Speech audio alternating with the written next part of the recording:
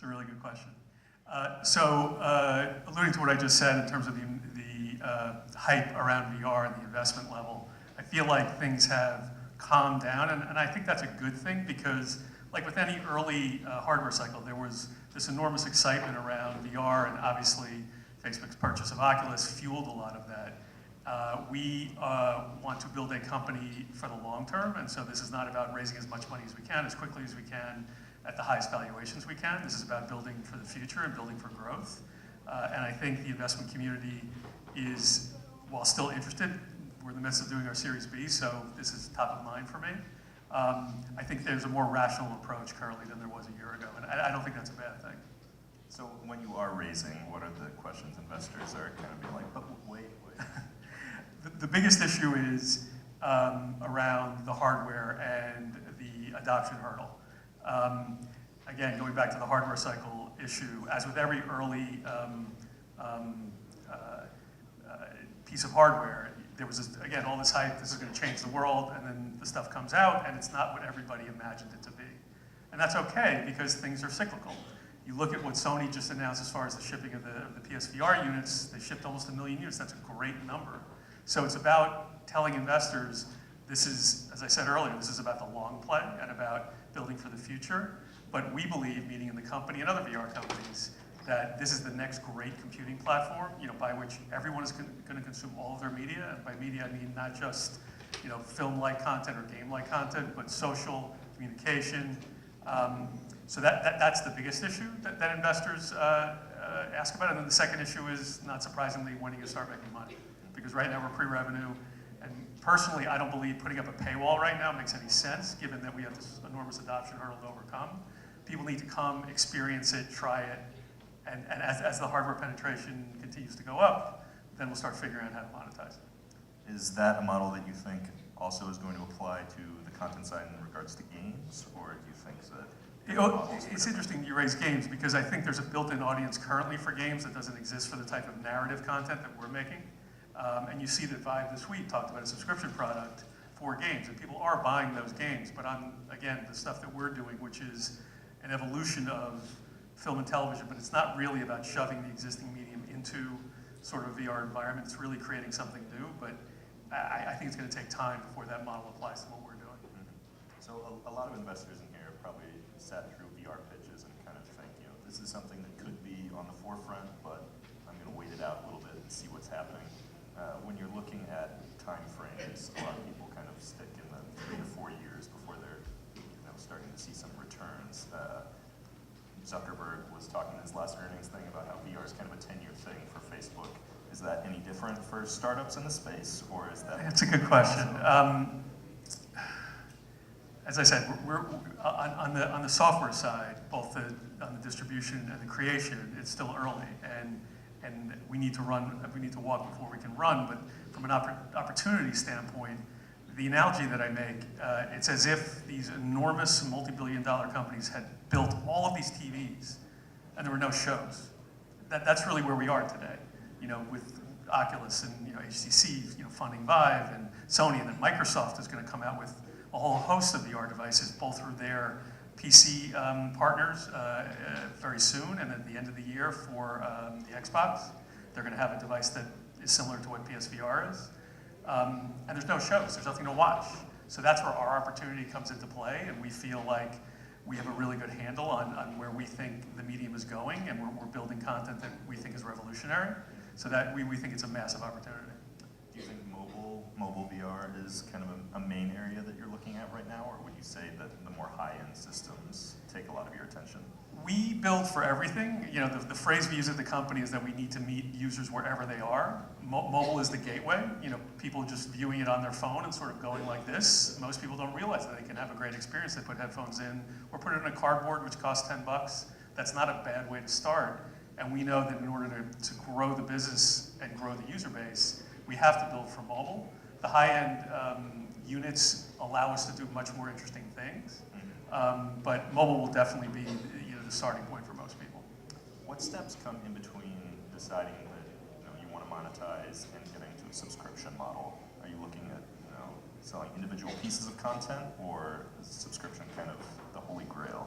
So subscription is definitely the holy grail, and I've run subscription businesses before, and so from a recurring revenue standpoint, that's how I think we build a big business.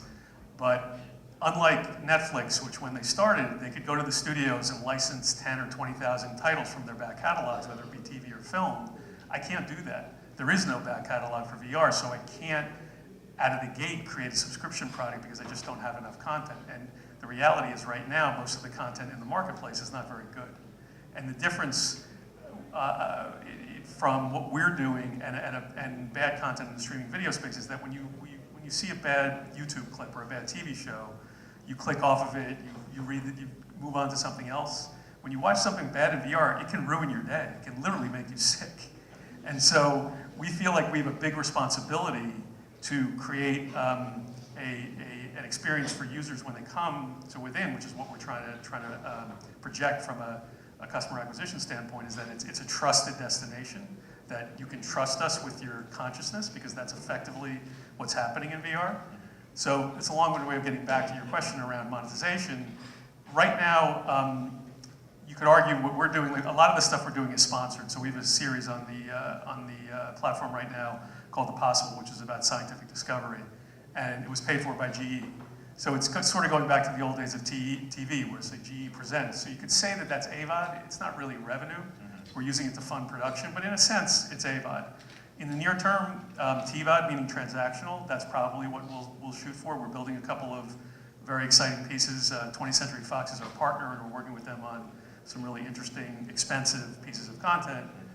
We'll wind up monetizing those on a transactional basis in the near term. Subscription, I'm hoping in the 2 to 3, maybe 4-year time frame. That's the goal, but we need a lot more content and a lot more users. So on the game side, there are a lot of indie studios, teams of 5 working in a basement, kind of building pieces of content, and end up making a bit of a living, even if it's a struggle. Does that exist on the cinematic VR side, or is it pretty much relying on big studios to build this content or fund it? There's a couple of elements there. There's the building, there's the funding. Sure. It's where the IP comes from. Mm-hmm. So original IP can come from anywhere, meaning stuff that's new. You see a lot of content that is based on existing IP. Certainly in the film world, every big movie now seems to have an accompaniment of a piece of VR content that is basically marketing collateral. But going back to your question around putting it together, you can go out and shoot a VR piece with a camera and put it up on YouTube 360 the same way that people shoot videos with their phones. I mean, there are consumer cameras out there, but as I said earlier, most of that content is really bad. Sure. And dangerously so. So doing good VR is still, I think, quite challenging. It's not monumentally expensive because the pieces are not that long, but from a per minute standpoint, it's the same as shooting a movie, unfortunately. It's several $100,000 to shoot a good piece of 5-6 minute content. Sure. How important are partnerships to you guys at the stage you're at right now? Monumentally important. I mean, the founder of the company, a guy named Chris Milk, is sort of the leader in my mind in this space. He's done a couple of TED Talks. He's very visionary around where this is going, and he's been very smart about amalgamating a very select and exciting group of partners, both just in terms of content, but also on our cap tables. So, as I said, Fox is one of our partners. Vice is invested in the company. Annapurna, which is Megan Ellison's film company, is invested in the company. Our lead investors, Andreessen Horowitz, great supporters, great investors, have helped us in innumerable ways. So partnerships are critical. Critical. How have the questions from those partners changed as the VR industry has gotten a little bit more mature and still very mature stages? Like, are they worried about the same things, or are they talking about getting their content out to new people? It's an interesting question. I think they certainly are relying on our ability to do things that are sort of groundbreaking. And so as we come up with new pieces of content, there's a new piece of content that we launched at Sundance. It's going to be a Tribeca later in the month called Life of Us, which is a narrative piece, but it's interactive and it's social, and I can talk about it all day, but until you see it, it's really hard to imagine what it is. I think they're excited about the fact that we're trying to break new ground as opposed to just sort of doing what others are doing. So I think the support is there, and the questions haven't changed really. I just think it's about supporting the company. So you talked about some studios. Do you think Hollywood is thinking about VR the same way Silicon Valley is, and is Hollywood getting on board quick enough? Yes, oh, sorry. First question, no and yes. Okay. Meaning, I think the studios look at it purely from a content standpoint. That being said, the technology is so important to this medium in a way that it at a level that it isn't on the film and TV side. Mm-hmm. So I think the studios do see what the people in Silicon Valley are seeing. Silicon Valley has traditionally been leery of content, and I think that remains. And we have a foothold in both, meaning we have engineers based in the Valley or based in San Francisco. The company is based in LA, and we try to bridge that gap, and it's something that people have talked about for years. Mm-hmm. But this is, in terms of trying to be successful in this business, it requires both, meaning being a bunch of startup guys in Silicon Valley and engineers without having Hollywood connections and creative chops and the ability to talk to creators, that's quite important. And so we have that by being based in LA and having creative founders, but also having a technical orientation, which with the way the team has been built, and obviously the investor group that we put together. Okay, so this is an incredibly quick chat, but kind of one thing I want to end on. I heard someone talking when I was down at a conference in LA say VR is PR for a lot of companies. Do you think that that's a fair characterization for some of the early efforts coming out of some studios and companies where they're just kind of trying to feign innovation by getting on board early? And do you think it's just for the select few that are really investing heavily in it? It's interesting. I mean, yeah, it feels like now brands, films, everyone has to have their